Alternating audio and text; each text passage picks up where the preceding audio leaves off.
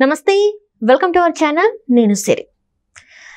EC అయితే ఒక కొత్త నిర్ణయం తీసుకుంది. ఏంటంటే పోస్టల్ బ్యాలెట్ లెక్కింపు, అంటే ఓట్ల లెక్కింపుపై కొత్త నిర్ణయాలు తీసుకుంది. దీంతో వైసీపీ నేతల కుట్ర ఫెయిల్ అయిపోయిందా? సో ఈ అంశాన్ని మనకి వివరించడానికి మనతో పాటు ఉన్నారు ప్రముఖ సీనియర్ జర్నలిస్ట్ డివిఎస్ గారు.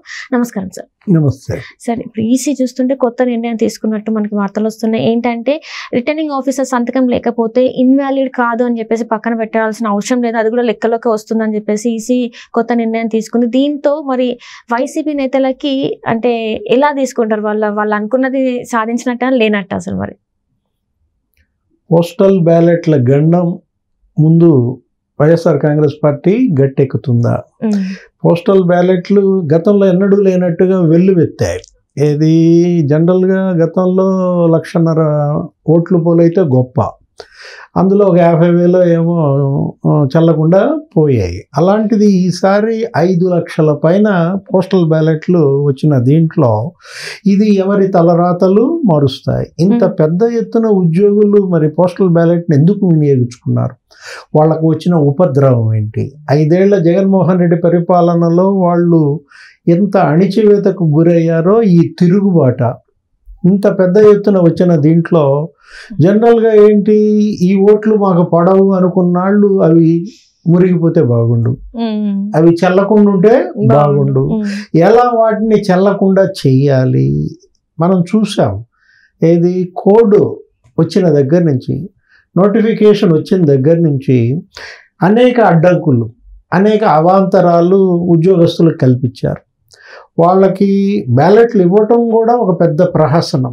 తన ఓటు తను క్లెయిమ్ చేసుకోవటానికి ప్రతి ఉద్యోగి ఒక యుద్ధం చేయాల్సి వచ్చింది.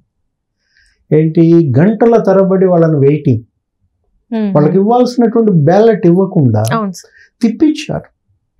వాళ్ళ పేర్లు జాబితాలో లేకుండా చేశారు, లిస్టులో వాళ్ళ పేర్లు లేవు. తర్వాత ఎక్కడ శిక్షణ అయితే అక్కడికి వెళ్ళి తీసుకోమన్నారు.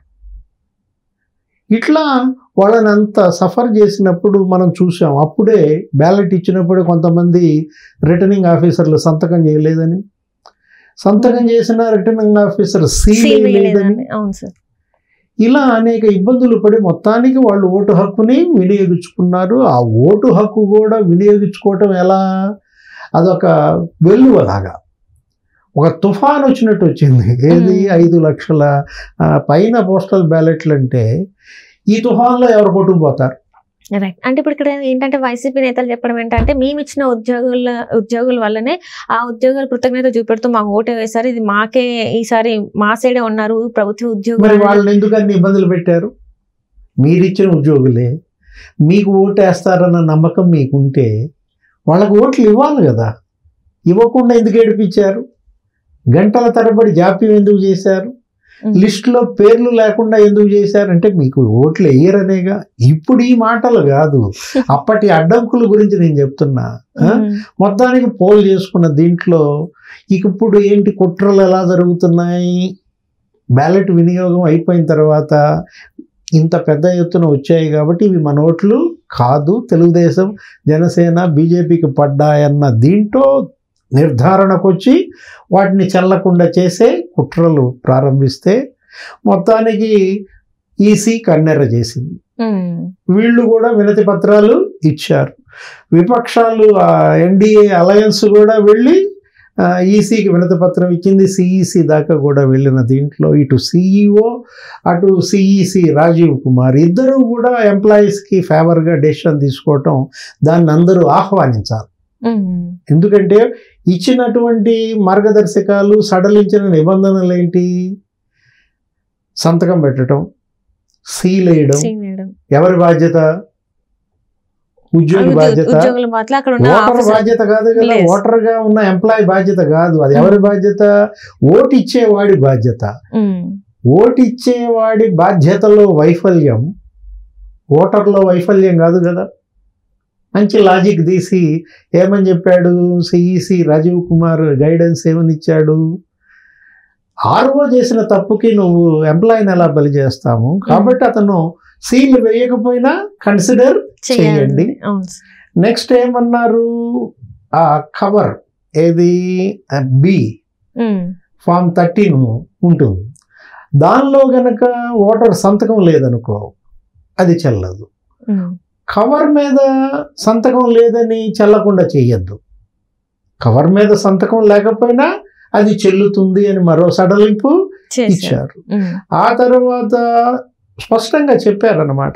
ఏంటి అసలు ఏ ఓటు చెల్లదు, ఏ ఓటు చెల్లదు అంటే ఓటు చిరిగిన, ఓటు బాగా గుర్తించడానికి వీలైనట్టుగా దెబ్బతిన్నా అది చెల్లదు. నెక్స్ట్ ఓటు నువ్వు వేసినప్పుడు గడిలో కరెక్ట్గా పెట్టకుండా 2 గడుల మీద వేసిన, 2 గడుల మధ్య వేసిన అది చెల్లదు అని చెప్పారు. నెక్స్ట్ ఇంకేమన్నారు, మరో అంశం, దానిపైన నువ్వేమన్నా రాసావనుకో, ఏదో కొంతమంది ఒకటి రాస్తుంటారు, నీ ఐడెంటిటీ చూపేలా ఏదన్నా ఒక సెంటెన్స్ రాసినా, ఏదన్నా జిందాబాద్ అని రాసినా అది చెల్లదు. ఇట్లా ఏ ఓట్లు చెల్లవో స్పష్టంగా చెప్పారన్నమాట. ఇప్పుడు సీరియల్ నంబర్ టాలీ అవ్వాలి. సీరియల్ నంబర్ టాలీ అవ్వటం అనేది అదేంటి, అది RO ఇచ్చిన బ్యాలెట్లో ఒకవేళ టాలీ కాలేదనుకో, టాలీ కానప్పుడు నువ్వు కౌంటర్ ఫైల్ చూడండి. కౌంటర్ ఫైల్లో సీరియల్ నంబరు ఇది కనుక టాలీ అయితే యాక్సెప్ట్ చేయాలి, తిరస్కరించడానికి వీలు లేదు. సీరియల్ నంబరు టాలీ అవ్వాల్సిందే కంపల్సరీగా. ఆ టాలీ అవ్వడానికి ఇవ్వాల్సినటువంటి ధ్రువపత్రాలు ఏంటి, RO దగ్గర ఉన్నదే కాదు, కౌంటర్ ఫైల్లోది టాలీ అయినా కూడా కన్సిడర్ చేయమన్నారు.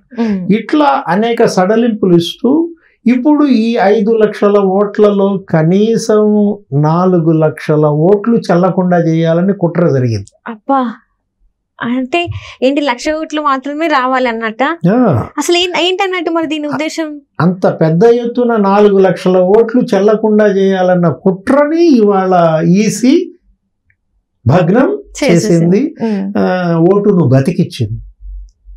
ఇదేంటనమాట, ఇది ఓటు విజయంగా చూడాలి, దీన్ని ఉద్యోగి విజయంగా చూడాలన్నమాట. ఇప్పుడు మీరు నిజంగా ఏది చెల్లదో ఏది చెల్లుతుందో మీకు తెలిసినప్పుడు కుట్ర చేసి ఆ ఓటును చెల్లకుండా చేయాలంటే అది తప్పుడు మార్గం, అది ప్రజాస్వామ్యం అనిపించుకోదన్నమాట. దాన్ని స్పష్టంగా ఇచ్చిన ఆదేశాలతో ఇవాళ ఎవరి గొంతులో పచ్చి వెలక్కాయ పడింది, వైఎస్ఆర్ కాంగ్రెస్ పార్టీ గొంతులో పచ్చి వెలక్కాయ పడేటట్టుగా మరి ముఖేష్ కుమార్ వాళ్ళే చెప్తున్నారు కదా సార్, ఈసారి మాకే ఇదంతా మా సైడే వచ్చే ఓటు బ్యాంక్ ఇదంతా అని చెప్పేసి మరి వైసీపీ నేతలు చెప్తున్నారు. మరి టీడీపీ నేతలు ఏమనుకుంటున్నారు? మరి అంటే వీళ్ళు గట్టిగా చెప్తున్నారు, ఈసారి ఈ ఓటు బ్యాంక్ ఏదైతే పోస్టల్ బ్యాలెట్ లో ఓట్లు పడినాయి, ఎందుకంటే ఫస్ట్ ఓట్ల లెక్కింపు కూడా పోస్టల్ బ్యాలెట్ లో ఓట్లు మాత్రమే లెక్కిస్తారు, సో ఈ ఓట్లన్నీ కూడా మాకే అని చెప్పేసి అంటున్నారు. మరి దీన్ని ఎలా చూడాలంటారు? ఇప్పుడు ఈ పడ్డ ఓట్లు 5 లక్షలు కూడా వైసీపీయే. ఎందుకంటే మరి 30,000 కోట్లు పెండింగ్ అరియర్స్ అన్ని ఇచ్చేసారా, 1వ తారీఖే జీతాలు ఇస్తున్నారని చెప్పి వీళ్ళకి గుద్దేశారంట, 1వ తారీఖే పింఛన్లు ఇస్తున్నారని గుద్దేశారా, లేకపోతే మద్యం షాపుల ముందు వీళ్ళని కాపలా పెట్టినందుకు వీళ్ళకి ఓట్లేస్తారా? ఎట్లా మీరు ఇప్పుడు ఏంటి, టీచర్లు జైల్లో పెట్టినందుకు పోలీస్ స్టేషన్లో పెట్టినందుకు ఓటేస్తారా? సిపిఎస్ రద్దు చేస్తే నిజంగా జగన్మోహన్ రెడ్డి ఇచ్చిన హామీకి కట్టుబడి వారంలో రద్దు చేస్తానన్నాడు కదా, నిజంగా రద్దు చేశాడు అనుకో, చివరిలో ఆఖరి వారంలో రద్దు చేసినా వేసేవాళ్ళు, ఈ ఓట్లు పడాయి. ఇప్పుడు ఒక రకంగా వాళ్ళు దాచుకున్న డబ్బు కూడా డైవర్షన్ చేశాడు. ఎంప్లాయీస్ వాళ్ళు ఇన్నేళ్ల సర్వీస్లో వాళ్ళు దాచుకున్న డబ్బును ఏం చేశాడు, వాళ్ళ యొక్క కన్సర్న్ లేకుండా, ఆమోదం లేకుండా నీకు డైవర్షన్ జరిగింది. 1,400 కోట్లు ఎటు మళ్ళీ ఇచ్చారో తెలియదు, ఏమైందో తెలియదు. ఇలాంటి పరిస్థితుల్లో ఆ ఓట్లన్నీ మాకే కొడతారని మీరు చెప్పిన నమ్మేవాళ్ళు చెవుల్లో ఏమైనా క్యాబేజీ పెట్టుకుంటారా?